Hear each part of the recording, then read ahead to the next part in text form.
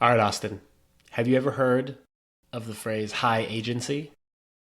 I have. I definitely Okay. have.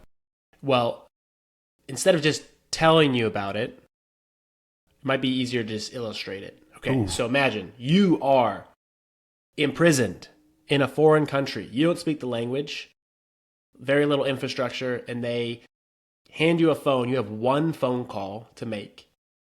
Okay. Who do you call to get you out of prison in a foreign country? My The, wife. okay.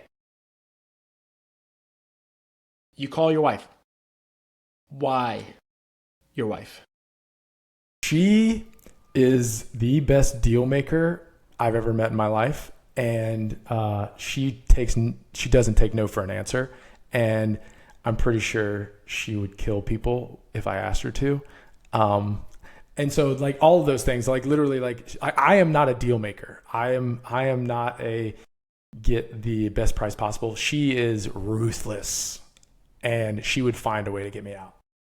Yeah, well, here's the thing is I think you're right that your wife is high agency based on that description. Because this all comes from there's a website highagency.com, go check it out. George Ooh. Mack wrote this article. It's not new, but it might be new to you. It was new-ish to Mm, me. I'd read it, but I need to remind myself. always. High agency is the belief that you are happening to life rather than life is happening to you. Like you have the ability to change things that are happening. Here's the good news. If you learn that you're low agency, this is learnable. It's a learnable habit, and it's getting rarer. So you actually become more exceptional if you can practice this. There are three wheels to this tricycle, as Mack puts it: clear thinking, bias to action, and disagreeability. Clear thinking, bias to action, and disagreeability. So when you talked about your wife, disagreeability, willingness to kind of push against the social pressure when it counts, right? Not willing to just take the first no and then walk away. Bias to action, you think that she would just like run through walls. You said that she might commit some crimes in the event, Allegedly. allegedly. And clear thinking. So that means like reason without vagueness. So it's like she could figure out this is exactly what I need to do next, and then she's going to go do it, and she's not going to take no for an answer. That is high agency, those three pieces. Now, if you have two, not the third, it kind of falls apart. You can imagine like what it means to be if you have two of each of these. Okay. The three pieces of this are clear thinking, biased action, and disagreeability. Does that line up with what you described for your wife? Do you think your wife has those three? Disagreeability for sure. Okay. uh, Bias to action. Yes. Like clear thinking. It's interesting. Clear thinking. Yes. I think she gets locked in on something, and she's like, I want this. I want this. This is how I want it. This is what I'm going to get. So clear thinking. I think I would agree with that. But clear thinking, I also think there's a good and bad of that It doesn't have is to be rational. I'm not saying rational. It's just more that's like fair. you need to Okay. know what the next step Yep. is. Yep. Yep. Okay. So clear thinking. She knows what she wants. Didn't necessarily knows what she wants. I'll give her that. Doesn't necessarily know the next best step, but she knows what she wants. Disagreeable for sure. And then bias to action. Yeah. A lot of times she's like, let's do it. She does. Yeah. She's got all three. She's Yeah. a what is it? Multi-tool sport or player or what is it? She's an Baseball, athlete. baseball, baseball. No, A baseball. position. No, she's No, no, a utility player. Okay, Austin. Now I'll ask you. Out of those three, I think you're a pretty high agency person, right? You live your life. You're trying to make stuff happen. And which of those three do you think that you could work on the most?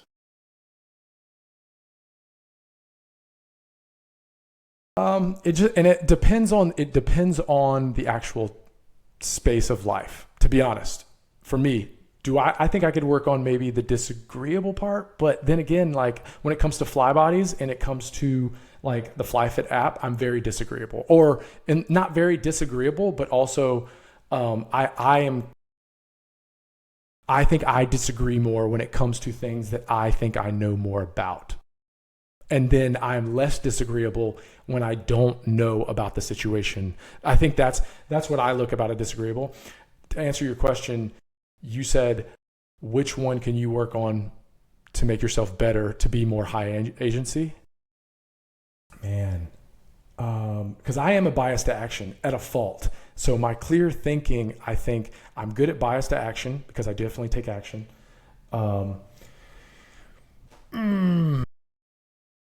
Sorry, I'm just I obviously I'm not clear thinking. I'm not clear thinking. I think it's the clear thinking. You gotta commit. It's hard. I'm just curious what you think. Man, I think on certain things I am disagreeable. I think it's the clear thinking. I think clear thinking of like, I don't know what the golden goose is a lot of times. And I think that is what hurts me, because no one knows what the golden goose is, but some people go, you know what? I'm going to go after this thing and I'm trying to do better at that. And so being clear thinking on what your target is and just saying, you know what, we're going to do that. Yep. I'm trying to get better at that. Yeah. Reason without vagueness. It's just basically making the next step more specific. Thanks for the vulnerability. I'd say for myself, I fall more into the bias to action camp. Really? That's the thing I need to work on the most. And in part because you and I have talked about this is I kind of know what the next step is. I'm willing to kind of like stick it out and be uncomfortable. But I always will kind of be like, is this worth doing? Mm-hmm. And that is the thing that's like, that's just gonna kill all momentum. Mm-hmm. And so I think I just need to buy in, drink the Kool-Aid a little bit more often and say, I'm just going to go in and action will kind of create more information. Okay. Right. Well, we did that, just to give you an example. We did that with this podcast. That's right.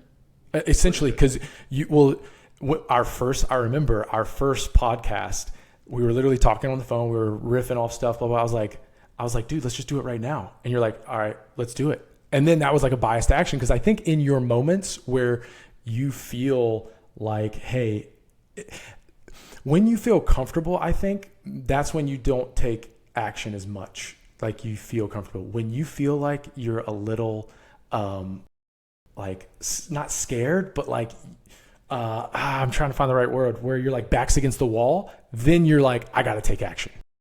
Yeah. It's like now is the moment. You need 3, 2, 1, decide. And then I'm probably going to jump towards action, but I think that's what I'm trying to like, kind of like, know, like thinking about this more, like you kind of know what the next thing is, just move on and go for it. Gotcha. Okay. So I want to talk about, George Mack has this long article. Go read the whole thing. He's got 5 beliefs that you need to kind of like install in your brain as an operating system to like help you like have the code to become more high agency. We're talking about 2 of them.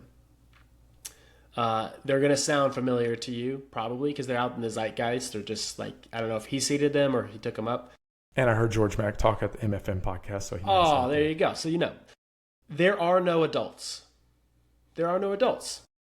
That's one of the beliefs. That's a fact. And what he means by this is there is no fully formed, like perfect human that is like knows everything that's happening. Most of the successful people that you see are making they're making their way through the world and they're improvising. Mm-hmm. They're making it up on the spot.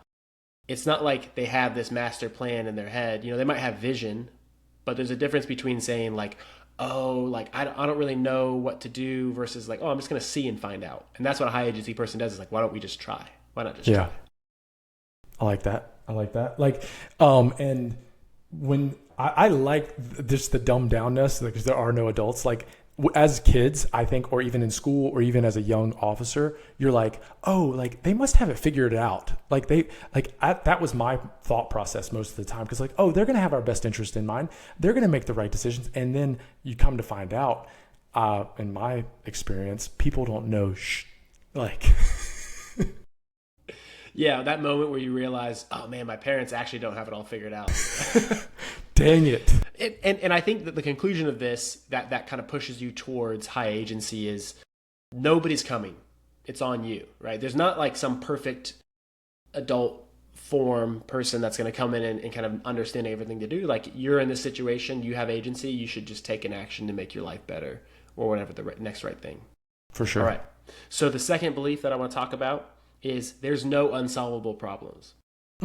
So as long as it doesn't violate physics, it's solvable. This is like kind of like first principles thinking, but it's this idea that most people when hearing an idea, will balk if it seems too challenging. And that is a false belief. If you want to, it's a false belief in general, but I think it's a belief that doesn't serve you well if you want to be high agency. So it's this idea that, okay, that might be challenging. It might take a ton of resources. I might not be able to do it right now. I might need to go do these other things. But a high agency person is like questioning, okay, is that really true? Is that actually, the way that the world is? Or I'm going to take some steps and actually just go work around and solve this problem versus just accepting it as that's the truth. I agree. The first thing when you say there's no unsolvable problems, it comes to like, it sounds like Mr. Beast and Alex Hormozy listen to George Mack all the time and high agency, because they say this type of stuff. And I'm just like, man, it's just a great way to look at it. So for you, I guess, why did those two stick out to you? Why did those two beliefs stick out to you? What are the other three that first, and then just curious, what are the other three? Yeah, so I think both of those speak to me to biased action, right? So maybe there's like ringing true, because I think also, there's no unsolvable problem is a disagreeability thing, to want to challenge assumptions. But it's also challenging assumptions, but also like, if the problem is unsolvable, why even start? Or if the problem is too big or it's going to be challenging, then why even start? It's kind of like, oh no, like this is just the way that reality is. So you might as well just start. And then the no adults thing is a little bit like, I had this realization when I graduated business school this past spring, where I was like, oh, this is it, right? Nobody's gonna. Is that the first time you felt it? Was that the first time you felt it? Like where you were like, okay, because in my mind, you go high school to college, and then at that point it was like go to grad school, and then it's like you have your career, and you have these Air Force is taking care of me. Yeah, and then you get into a system like a business school, and then there's a structure there, and I knew that this was all made up, and those are just kind of like fake structures. We're living in the Matrix. Yeah, but like we're assuming that the world in general works this way, and it's like, actually it doesn't. Guess what? It doesn't work that way. And it really came to light that, oh, nobody's gonna come give me a job. Nobody's gonna come walk up there. All right, Garrett, now it's time to go. And I know that sounds like, hey, 2026, Garrett finally grew up, but it's literally like the light switch turned on where I was like, oh, actually I need to be taking more action to progress. And that's where the agency thing kind of like triggered for me. That's cool. And also it just makes me think like you took the step out of comfort, right? You could have stayed in the Air Force and been a 20-year employee of the Air Force. You could have done different things, but you went down a certain path, I think, like from HBS. But I think, to your point, like you had agency to get the job you have now. Like you're like, I'm going to do this. I need to do this. Like I'm going to take this step, which is cool. I think that's, in your corner, bias for action. I think you are leaning more towards bias of action. And what I've seen, I like to see it. I like it. That's right. Well, thank you very much. I want to know from you, what is one thing you're going to do in this next week to be more high agency? Ooh. Well, you inspired me. Well, first, the one thing I'm doing to be more high agency is I am actively using Trello cards for my developers. So previously, I was just typing it out on Word docs and I would send it via email because that was easy for me and I was like used to it. I was like caveman. I was just like, dude, I got this. I can send over. Now I use the Trello cards and we have like to do, in process, testing, all these other things. And I just started, this week doing that, Shame on Austin, but it's so helpful. It's so helpful. And I love putting the stuff in the backlog of Trello cards. I'm like, oh my gosh, this makes it so much easier. And so that's for me being more high agency to take, because your Einstein method of saying, hey, what are the things I need to care about? And it's almost like a duh moment for me, where fly fit should be like probably top of mind for me most days. Whereas it's not always, because I'm like, dude, I got to do sales. I got to do this podcast. I got to do all these other things. And then FlyFit kind of comes on the back burner. I was like, dude, this is your product. Like, this should be something that you really, really care about. So I was super thankful that you said the Einstein method, because it makes you readjust your priorities. And you go, what do I really need to be focusing on? And so the Trello cards are what I feel like I've tried to do better. Huge. How about yourself? Yeah, so I think one of the things that I'm realizing is once I focus down in a newer environment, right? In this, we're do a public announcement next week, so we can talk about this more in the future with my current job. More to come.